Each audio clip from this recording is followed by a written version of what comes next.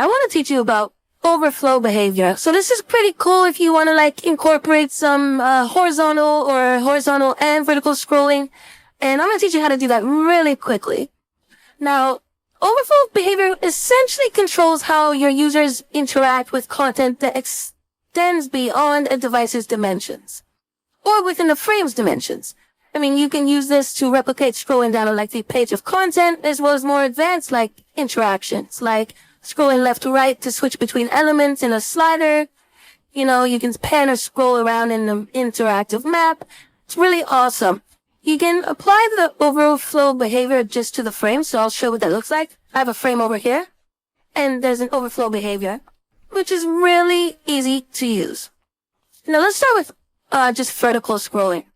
So what I have here is just a long home page. This is obviously going to be way too long for our actual device. I fixed the bottom navigation bar. You'll notice it over here, and it's actually reflected in the bar over here on the side. And we're just going to see what that looks like. So you don't necessarily need to apply an overflow behavior to everything. I mean, this is just going to scroll just fine, and you'll notice that. That's an easy way to make it look a sticky nav or like a sticky search bar if you want it. Now let's see if we combine something like this into a frame, and then we shrink that frame, and we clip the content. Now all of a sudden, like we can't see that content, maybe we would want to scroll based off of that content. Okay. Yeah, there we go. Maybe you just want to see just a snippet. Let's clip it. Snippet, clip it, that rhymes. We're in the prototype, and we're going to do vertical scrolling. So let's see what happens. So you can scroll within this frame, as well as scrolling over here. I don't recommend doing this for something like this, but, I mean, gets the point across pretty easily, right? Okay, so we're gonna just reverse what we did there.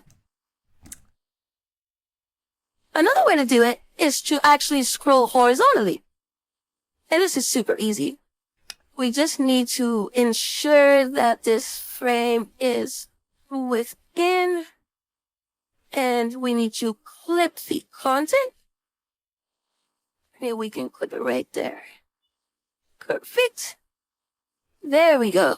Now users can easily like swipe through. We can even just like touch this up just a smidge. If we go to our products inside this frame, so we have like 3, we can adjust the constraints so that way they don't move while we touch this frame. Perfect.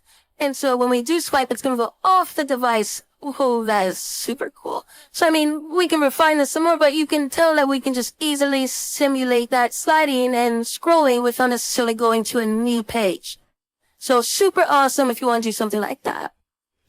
Now, if you do want to let's duplicate this frame. We'll keep that there. Let's just go back, actually.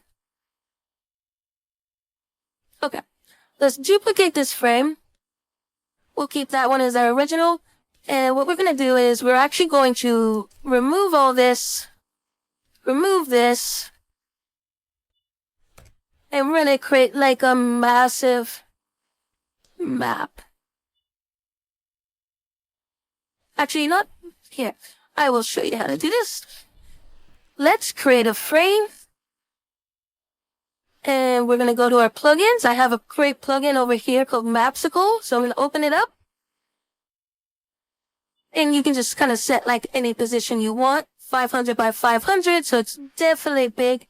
We're going to create a frame for that. And we're going to shrink the frame in. And we're going to clip the content. And we're going to move that over here. So we have San Francisco, beautiful San Francisco. And what we're going to do is with our overflow behavior, we are going to do horizontal and vertical scrolling. Now when we go into our prototype, oh, it's not in our prototype because it's not in the frame. So let's push that in the frame. There we go. And we go into our prototype, we can easily scroll or drag horizontally and vertically. So this is really great if you create an application with a map that you want to be able to do that with, or with whatever content you deem necessary. So you can stick whatever size image in here And nice thing is it kind of has like this nice animation when you kind of drag. So it really allows like users to swipe through both left and right, up and down within like that particular frame. So go ahead, go out there and test these little things out. I know a lot of people like to do like horizontal scrolling, especially with images like over here and products. I mean, this is pretty cool. Kind of like you don't necessarily need to get into any animation in order to create like a pretty awesome prototype. So that's overflow behavior within Figma.